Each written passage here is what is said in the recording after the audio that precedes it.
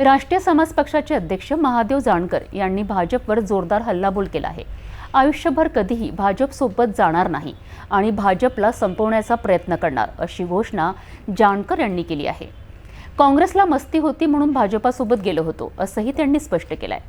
जानकर अकोल्यात पक्ष कार्यकर्त्यांच्या संघटन बांधणीचा आढावा घेण्यासाठी आले होते, त्यावेळी त्यांनी हे वक्तव्य केलेत।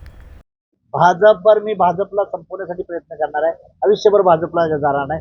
भाजपवर आम्ही गेलतो, काँग्रेसला मस्ती होती म्हणून आम्ही भाजपवर गेलो। याचा अर्थ आम्ही त्यांच्या तिकिटावर नाही गेलो। मी माझ्या तिकिटावर 4 आमदार निवडून आणले, स्वतः देखील मी मंत्री, माझाच पक्ष आणि माझाच मंत्री मी झालो आहे।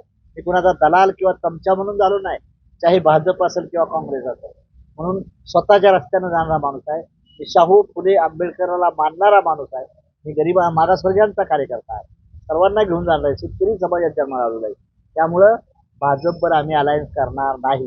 उद्या काँग्रेसने जर नाही घेतलं तर काँग्रेसचं बी घेणं देणं नाही आम्हाला, आणि आम्ही एकटा चलो त्या भूमिकेत जाऊ।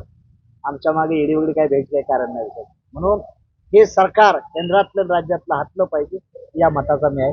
आज संविधानाला आम्ही हातला लावून देणार नाही, काही काळजी करू नका। आम्ही पक्षाचा आहे, आम्ही संविधानाचे समर्थक माणसं आहे, बाबासाहेबांची पोर आहे। त्यामुळे इट इज इम्पॉसिबल आहे। असं कोण गमेंट करत असेल, एखादं पुस्तक लिहून वगैरे, तर तसं काय होणार नाही। समाज भयकावत येणार नाही, त्यासाठीच आम्ही फिरतोय ना। रात्रून दिवसा प्रवास चालू आहे आमचा। आज परवा मी मागल्या 14-15ला मी प्रयागराजला आहे, उत्तर प्रदेशला आहे, गुजरातला माझ्या पक्षाला मान्यता, 4 राज्यात पक्षाला मान्यता मिळाली आहे। त्यामुळे आम्ही काही कुणाला घाबरतोय असं नाही। छत्रपती शिवाजीराजांचे खरे वारसदार आम्ही, महात्मा फुलेचे आम्ही वारसदार आहे, बाबासाहेबांचे खरे वारसदार आम्ही।